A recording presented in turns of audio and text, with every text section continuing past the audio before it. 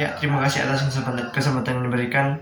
Perkenalkan, nama saya Jidan Robinantoan, NIM 17023024 dari Teknik Elektro, Prodi Listrik D4.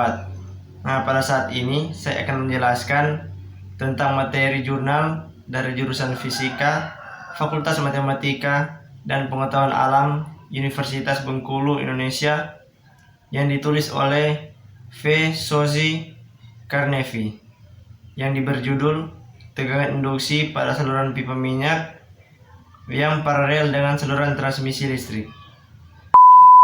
Nah, sekedar info, telah dilakukan penelitian dampak dari kopling elektromagnetis saluran transmisi listrik 115 kV yang paralel dengan saluran pipa minyak di daerah PT Kerja Cilatex Pasifik Indonesia di daerah buatan Samrut.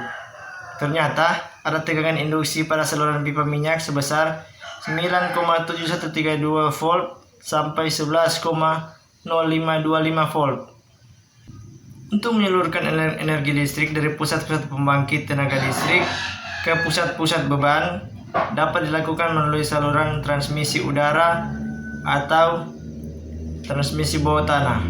Nah, jalur yang diambil untuk saluran transmisi tersebut biasanya disebut koridor energi.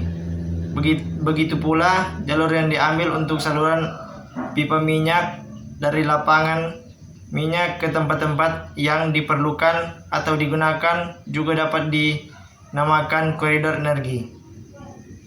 Dalam hal yang seperti ini, saluran pipa minyak akan menjadi bagian dari sirkuit listrik pada jaringan transmisi. Disebabkan karena kopling elektrositas dan kopling elektromagnetis.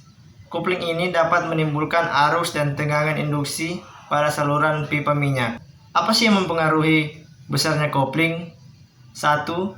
Besar pasor tegangan pada konduktor. Yang kedua, besar arus pasor pada konduktor. Yang ketiga, jarak antar konduktor. Yang keempat, jarak konduktor-konduktor dengan saluran pipa. Yang terakhir, ketidakseimbangan relatif dari arus dan tegangan. Nah, dalam penelitian ini, pengamatan pengukuran data yang diperlukan dilakukan pada lokasi daerah kerja PT Cilatex Pasifik Indonesia dengan saluran transmisi listrik 115 kV yang diparalel dan berdekatan dengan saluran pipa minyak sepanjang 9 km di 16 titik lokasi. Besaran yang diukur adalah jarak antara konduktor, tiang listrik dengan pipa, antar tiang listrik, permukaan tanah dan konduktor, resistansi dan reaktansi, tanah yang didasarkan pada tabel Corson, serta besarnya arus yang mengalir pada tiap konduktor. Dalam hal ini, dilakukan pengukuran beda potensial antara tiang listrik dengan saluran pipa, yaitu dengan cara menghubungkan tiang listrik yang ditanamkan dengan menggunakan kabel 12 mm ke voltmeter atau flux multimeter digital 860 true RMS di satu titik dan menghubungkan pada permukaan pipa di titik lain. Di sini kita dapat hasil pengukuran beda potensial antara dua titik pada voltmeter dapat dilihat pada tabel 1.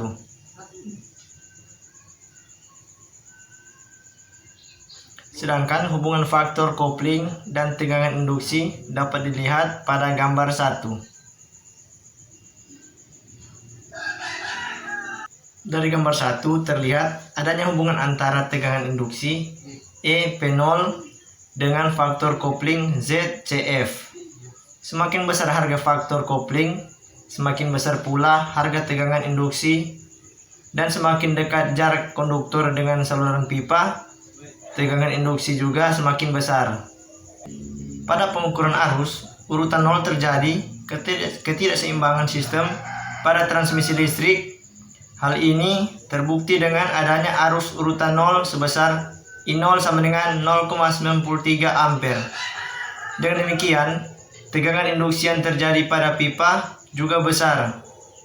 Di samping itu, saluran pipa menggunakan sistem SECT atau Skin Electric Current Tracking.